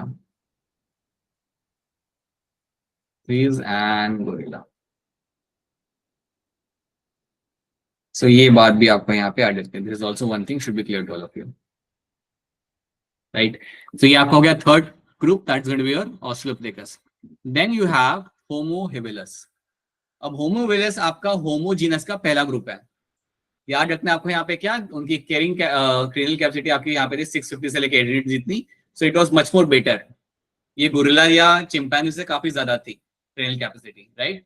they are first human like being, और इनको हम even कहते हैं as अ handyman. इनको हम even यहाँ पे बोलते हैं एज अ हैंडीमैन। इनको हम हैंडीमैन इसलिए यहाँ पे बोलते हैं because they were first tool makers. याद रखना, ये सबसे पहले टूल मेकर थे, टूल्स यूज करते थे अपने काम को करने के लिए, कुछ खोदना हो, कहीं से किसी चीज को निकालना हो, सो they were using the tools. सो सबसे पहले अगर आपसे कोई पूछे कि टूल्स कौन सा ग्रुप या कौन सा आपका एंसेस्ट्रल ह्यूमन बीइंग बनाता जिसने यूज किया था, the answer is going to be Homo habilis. They were the one which were actually going to be using the tools and they were omnivorous in nature. इनको मैं कह सकता हूँ, ये भी आपके लाइक उनके तरह ही, they were my omnivorous in nature। अगर मैं omnivorous कह रहा हूँ तो समझ जाओ कि मेनली आपका डाइट इनका fruits and plants था, and then they were also eating meat as well occasionally, but they were mainly eating fruits. So they were my omnivorous in nature again. That is your homo habilis। तो आपको starting से याद रखना है, सबसे पहले आपका आएगा Dryopithecus, then you have Ramapithecus, right. उसके बाद आपका यहाँ पे आएगा ऑस्ट्रेलोपिथेकस, जहां पे आपकी 600 सीसी आ रही है आपकी क्रेनियल कैपेसिटी, विच मींस कि इनका क्रेनियल कैपेसिटी उतना ही जितना एक चिंपैंजी या गोरिल्ला का होता है, ज्यादा इवॉल्व नहीं है। And then you have the Homo habilis, जो आपका यहाँ पे रहेगा 650 से लेके 800 सीसी जितना आपका यहाँ पे रहेगा आपका क्रेनियल कैपेसिटी। क्या यहाँ तक आपको बातें समझ आ रही? Is this clear to all of you यहाँ तक? Yes, sir. Yes, sir. तो cranial Yes, capacity मतलब cranial capacity मतलब basically it's a brain size, right. So you have a cranium, and cranium का जो आपका साइज होता है ना, वो आपका टाइम के साथ आपका बड़ा, और क्रेनियम का साइज भी आपका इसलिए बड़ा बिकॉज आपका ब्रेन आपका पे इंक्रीज हो रहा था वहां पे साइज के अंदर, उसकी फोल्डिंग वहां पे इंक्रीज हो रही थी। So that is called as my cranial capacity। So if you find the cranial capacity increasing, that means cranium का साइज आपका पे इंक्रीज हो रहा है, and along with that the brain की foldings भी आपके यहाँ पे इंक्रीज हो रही है। That itself means that your brain is evolving and you have a much more developed brain over there। That is my cranial capacity, which also tells you about the कितने complex roles वो वहां पे ancestor कर सकता था, ठीक है। Then you have Homo erectus। Homo erectus आपको मिल जाते हैं लगभग around 1.5 million years ago, and इनकी क्रेनियल कैपेसिटी आपके यहाँ पे थी 900 सीसी जितना। तो देखो यहाँ पे बढ़ रही है, अब धीरे धीरे आपको बढ़ेगी, ओके। ये केव्स में आपको मिलते थे, they were cave dwellers, and ये प्रोबेबली आपका यहाँ पे मीट को भी कंज्यूम करते थे। तो देखा गया था like they were quite often, ये लोग मीट को कंज्यूम करते थे, and they were first to use fire for hunting. ये लोग फायर यूज करते। याद रखना, आपसे पूछा जाएगा होमो इरेक्टस कौन सा एंसेस्टर था जिसने सबसे पहले फायर का यूज किया था, आपका आंसर यहाँ पे होगा होमो इरेक्टस। इनके फॉसिल्स आपको जावा में से मिले थे, इनके फॉसिल्स आपको जावा में से मिले थे। इनके अंदर भी आपको 3 टाइप्स मिलते हैं, लेकिन आपको इतना डिटेल में आपको नहीं सीखना। याद रखना, Homo erectus were my first one to use the fire, 900 cc इनका यहाँ पे था इनका cranial capacity, and they were eating the meat, they were probably eating the meat over there, okay. Cooking ये लोग कर लेते थे, and they were also using the tools of bones and stones, and they were omnivorous in nature. बिल्कुल, ये जो मेरी species थी आपके यहाँ पे, ये मेरी ओमनिवरस थी यहाँ पे, and they are feeding on the like fruits and meat, और मीट ये लोग कंज्यूम करते थे, they were actually consuming meat over here. So ये बात आपको याद रखनी है, and they were like very good hunters as well, okay, and they were also like they were known for hunting। तो हंटिंग इनके अंदर काफी कॉमनली इनके एविडेंस मिले थे कि ये लोग हंटिंग करते थे। so that's my homo erectus। आपसे अगर कभी कोई पूछे ना कि आपके सारे ह्यूमन एंसेस्टर में से किसने बहुत ज्यादा टाइम स्पेंड किया था प्लैनेट पे हमारे अलावा, सो आपका वो आंसर आएगा होमो इरेक्टस। होमो इरेक्टस ने एक बहुत अच्छा टाइम स्पेंड किया था प्लैनेट के ऊपर before they went extinct, right. So ये याद रखना कि इन्होंने काफी, मैं ये कह रहा हूँ कि अगर आपसे कोई पूछे ना कि आपके ह्यूमंस के जितने भी एंसेस्टर थे उनमें से किसने बहुत ज्यादा टाइम स्पेंड किया था प्लैनेट पे, तो आपका यहाँ पे आंसर आएगा Homo erectus were the one which actually spend a lot duration of time on the planet comparatively. सबसे ज्यादा इन्होंने यहाँ पे टाइम स्पेंड किया था हमारे अलावा, and then they later got they got extinct. Okay, कहा जाता है कि इनसे जो नए इवोल्व होके जो आए थे ना ह्यूमन बींग्स, उन्होंने इनको मार दिया था। दैट्स पीपल बिलीव इन कि जो ज्यादा एडवांस थे उन्होंने इनको देखा and they killed them, but they lived for long period of time. ये कुकिंग वाली लाइन एकदम सस्ता हुआ। क्या बेटा? ये जो कुकिंग वाली लाइन है, कुकिंग वाली लाइन बेटा ये कहेगी कुकिंग वो लोग करते थे और वो लोग बोन्स को यूज करते एज अ टूल्स। कोई एनिमल्स के बोन्स होते हैं ना, उसको टूल्स की तरह यूज करते थे, और स्टोन्स को भी यूज करते हैं एज अ टूल्स की तरह, right, for doing number of purposes. ठीक है, और ये लोग मिलते थे आपके केव के अंदर, so they were my cave dwellers. Okay, and then you have a Neanderthal man. जब भी आपके सामने निएंडरथल मैन आए तो सबसे पहली बात आपको याद रखनी है कि इसका मुझे सबसे पहला फॉसिल मिला था मुझे यहाँ पे निएंडर वैली में से। तो निएंडर वैलीज में से मुझे मिला था इसका फॉसिल, और ये निएंडर वैली आपकी आती है जर्मनी में। निएंडर वैली आपकी आती है जर्मनी में। अब मुझे बताओ जर्मनी कहाँ पे आता है? यूरोप में आता है, एशिया में आता है? यूरोप में। यूरोप। तो कभी भी अगर क्वेश्चन में लिखा हो कि कौन सा वो स्पीशीज था जो मिलता था यूरोप के अंदर, तो आप समझ जाना वो लोग निएंडरथल मैन की बात कर रहे हैं। सो निएंडरथल मतलब इसका फॉसिल आपको समझ मिला था आपका यूरोप के निएंडरथल वैली में आपको ये मिला था। बाद में इन्होंने माइग्रेशन किया था and they were also seen in the east and Central Asia में भी आपको ये देखने के लिए मिलते थे, राइट। ब्रेन साइज काफी अच्छा था इन लोगों का, अराउंड 1400 सीसी जितना यहाँ पे इनका ब्रेन साइज था, right. And they lived between the like 1 lakh to 40,000 years back। ये लोग आपको मिलते थे देखने के लिए। So they were my Neanderthal man। याद रखना they were using the hide of skin, मतलब जो खाल होती है ना एनिमल्स की, उसको लोग वहां पे यूज करते थे ठंड वाले एरिया में रहने के लिए। So they were living in a habitat। याद रखो अगर आप जर्मनी में रह रहे हो तो वहां ठंड ज्यादा होती है, तो एनिमल स्किन की हाइड को वो लोग यहाँ पे यूज करते थे अपने आप को बचाने के लिए, राइट। काफी एडवांस थे ये लोग, फायर का यूज करते थे, एंड अलॉन्ग विद दैट यहाँ पे लिखा हुआ है they used hide to protect their body and buried their dead. ये थोड़े रिलीजियस भी थे, मैं कह सकता हूँ they were also somewhat religious in the sense they were praying the nature actually. Okay, और ये लाइक एक सेरेमनी के थ्रू बरी भी करते थे डेथ होने के बाद। So they are much more develop one. Neanderthal काफी डेवलप थे आपके यहाँ पे। याद रखना पहला फॉसिल मिला था निएंडर वैली के अंदर and then they relocated to different parts of the country। Okay, so east and central Asia में आपको मिले थे देखने के लिए। So ये बात भी आपको यहाँ पे याद रखनी है। That's my Neanderthal man। And then आपका यहाँ पे आएगा लास्ट वाला, that is my Homo sapien। Homo sapien arose in Africa and moved across continents and developed into distinct races। Distinct races मतलब जो ह्यूमन बीइंग जापान में आ गए, they become a different race। आपने देखा ना जापानीज एंड चाइनीज पीपल का, it's a different race। You see difference in them, right? Facial difference आपको मिल जाएगा, स्टेचर डिफरेंस आपको मिल जाएगा। The humans were in Africa, humans in Europe, they are all different races right now. So हम सब लोग एक ही स्पीशीज है यहाँ पे, but we are different races. Okay, so someone living in Africa is a different race. I hope you understand what I am saying right now. तो humans Africa से निकले और कई सारे वेज आपके लाइक स्प्रेड हो गए। That's a large species, that's what you have to know. अब इतनी बातें मैंने आपको बताई, इतनी बातें आपको यहाँ पे याद रखनी। अगर आप इतनी बात याद रख सकते हो देन आपको यहाँ पे क्वेश्चन सॉल्व करने में दिक्कत नहीं आएगी। तो अब मुझे बताओ स्टार्टिंग से कि सबसे पहले आपके यहाँ पे कौन आएगा? सबसे पहले स्टार्टिंग हमने किससे की थी?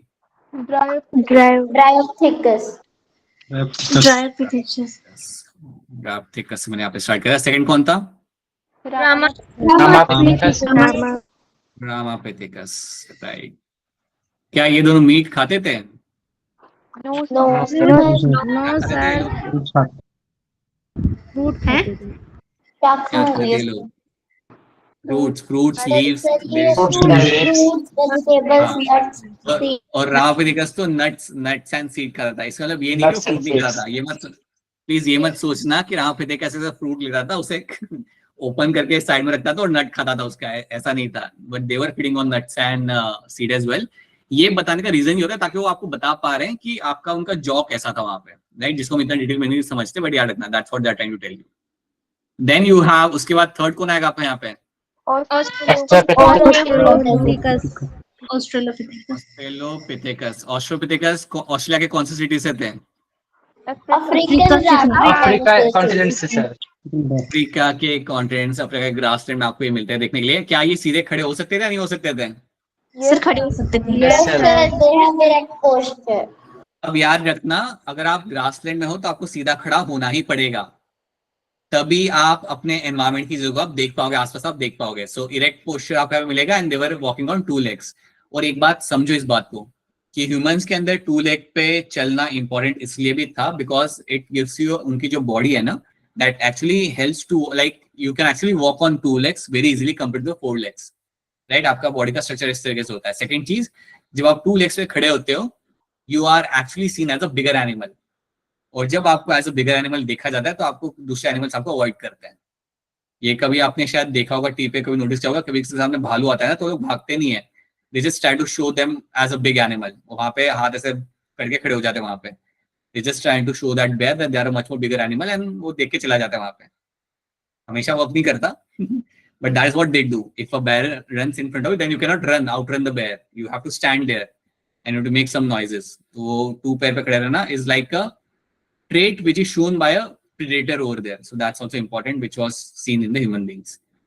Then you have fourth, यहाँ पे कौन आएगा फिर? Homo habilis आपके यहाँ पे आएंगे एज अ फोर्थ इंडिविजुअल। क्या होमो habilis टूल्स यूज करते थे या नहीं करते थे? नेक्स्ट यहाँ पे कौन आएगा फिर? होमो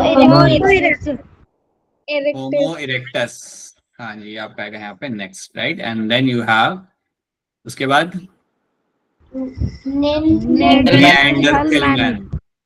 नेएंडरथल मैन एंड राइट, एंड उसके बाद लास्ट में आपका आएगा हम सब, होमो सेपियन। अब यहाँ पे इनसाइड में क्या लिखा है उसको हम फटाफट यहाँ पे देख लेते हैं। तो काफी सारी लाइंस यहाँ पे जो हमने पढ़ी थी वही यहाँ पे ओवरलैप कर रही है, right. So I won't be repeating those things, ठीक है। ये आपका ड्रायोपिथेकस की बात कर रहे हैं यहाँ पे, ड्रायोपिथेकस की यहाँ पे बात कर रहे हैं, ठीक है। And few fossil of man like bones have been observed from Ethiopia and Tanzania, यहाँ पे मेंशन किया हुआ है। So you have to read from your and all those things, okay. Then they have talking about the next group is going to be your Australopithecus after that, right. So 2 million years ago, Australopithecus probably lived in the eastern African grassland. Evidence show that they hunted with stone weapon, but essentially ate fruit. याद रखना, hunting कर रहे थे लेकिन ये mainly आपका fruit खाना prefer करते थे। Some of the bones among the bones discovered were different. कुछ bones वहाँ पे जो मिली थी वो थोड़ी वहाँ पे अलग मिली थी। So इनकी भी कई सारी species अलग सी Australopithecus की, जो हम यहाँ पे इतनी डिटेल में नहीं सीखते हैं। This creature was first called as a human-like being, hominoid, called as a Homo habilis. याद रखना 650 से 800 सीसी इनका यहाँ पे था brain capacity, and they probably do not eat meat, even though ये लोग ओमनिवरस थे बट ये मीट ईट करना प्रेफर नहीं करते थे, ठीक है। They were known for hunting as well but they were not eating meat, they were mainly eating the fruits over there. अब ये भी आप बता सकते हो by looking at their teeth, जितने शार्प कैनाइन उससे आइडिया लगता है कि कितना वो मीट कंज्यूम किया जाता होगा वो टाइम पे, ओके। इनके fossils like were living in Java, and then you are having, okay, ये तो आप बात कर रहे हो आपके होमो इरेक्टस की, तो इनके फॉसिल्स आपको लेते जावा के अंदर इन 1891, that was my homo erectus, right. 1.5 million years अगो आपको हमें मिल रहे थे होमो इरेक्टस। ये वैल्यूज आपको यहाँ पे याद रखनी है जो मैंने आपको बता करके, वो वैल्यूज आप यहाँ पे रखना। निएंडरथल मैन का वैल्यू भी याद रखना, दैट्स माय 1400 सीसी आपका यहाँ पे, okay. And then you have this statement, they lived in the Near East and Central Asia within 1,40,000 years back. Okay. They use hides to protect their body and buried the dead one. फिर आप क्या है यहाँ पे Homo sapien. Homo sapiens arose in Africa and moved to different continent and formed the different races. याद रखो ये वाली स्टेटमेंट यहाँ से, during ice age between 75,000 and 10,000 years ago, modern Homo sapien arose. Prehistoric cave art developed about 18,000 years ago, मतलब आपके केव में जो आपकी जो ड्राइंग्स आपको मिल रही है ना, जो आपको सबसे जो मिली है, जितनी भी ड्राइंग्स आपको मिली है वहां पे, that is going to be रफली अराउंड 18,000 years ago। मतलब आप कह सकते हो कि लगभग इतने सालों पहले आर्ट दिमाग में आने लगा था लोगों के, या would say homo sapiens were aware about the art this much years ago, right. And agriculture कितने टाइम पहले आया था आपका यहाँ पे, अराउंड 10,000 years ago. So 10,000 साल पहले they realized that agriculture is something can be done and can be used as a source of eating. देखो समझो इस बात को कि हंटिंग में रिस्क होता है, आप ये बात समझ सकते हो that hunting is a risky thing. So that is why later on agriculture was one of the option जहां पे they started growing their own plants and which was a much more safer option over there. And human settlement की भी वो time पे आप like evidence आपको मिल जाता है. So these are the things you have to know. ये सारी चीज आपको यहाँ पे याद रखनी है. अब एक काम करते हैं, क्वेश्चन सॉल्व करते हैं. इसका आंसर यहाँ पे दो. अब क्वेश्चन को ध्यान से देखो एंड ट्राई टू अंडरस्टैंड. सबसे छोटा वाला यहाँ पे देखो कि क्या होगा, किसका क्रेडिट कैपेसिटी किसका होगा, उससे ज्यादा क्या होगा. So take your time and try to give the correct answer. जल्दबाजी में आंसर किया तो डांट खाओगे फिर इस बार. This was for you Monica. वापस से आपने हैंड रेज कर दिया, फिर आप गलत आंसर दोगे and then like yes sir गलत हो गया.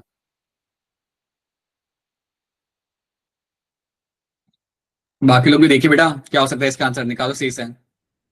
याद रखना हम लोग जो है हमारा सबसे ज्यादा आपको याद रखना है क्रेनियल कैपेसिटी.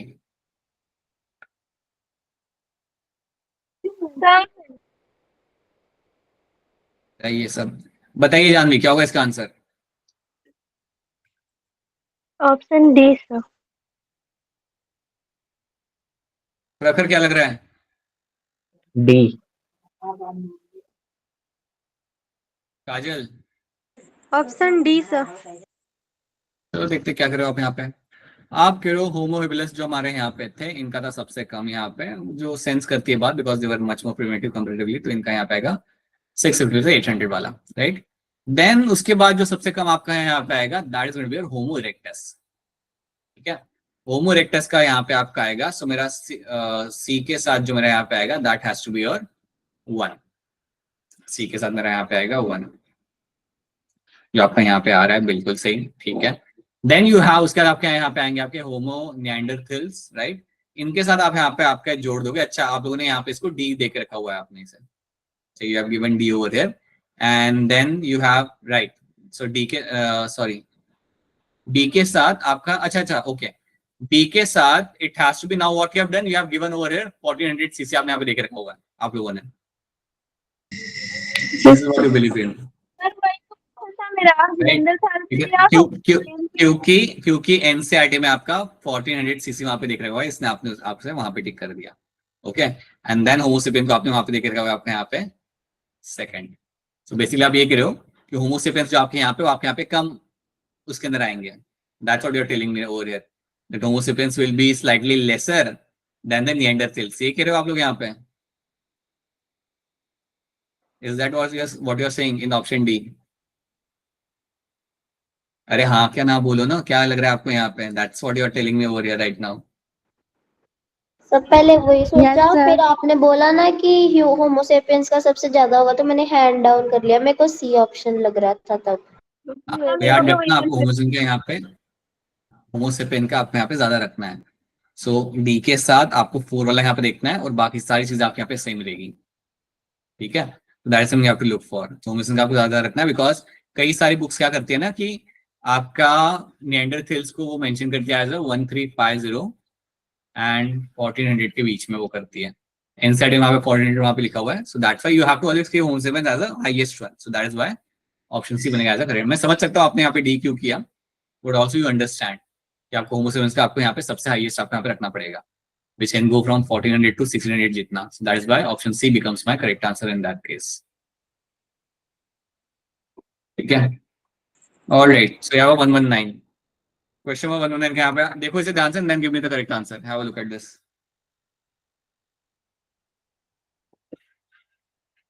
कौन सा स्टेटमेंट आपके यहाँ पे करेक्ट है? Which of the following statement over here is going to be correct?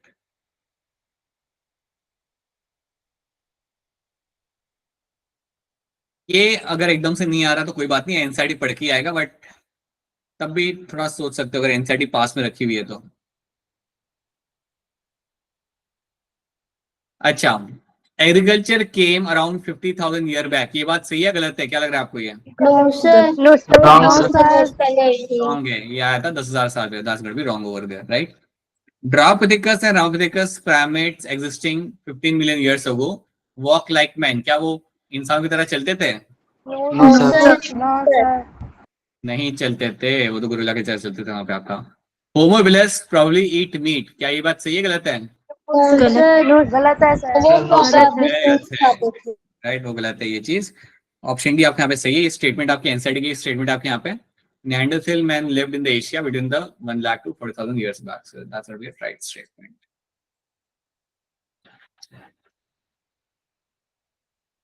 इसको अरेंज कर दो सही तरीके से. This is the last question, then I will let you arrange this question correctly. The chronological order of human evolution from early to recent one, यहाँ पे क्या आ जाएगा?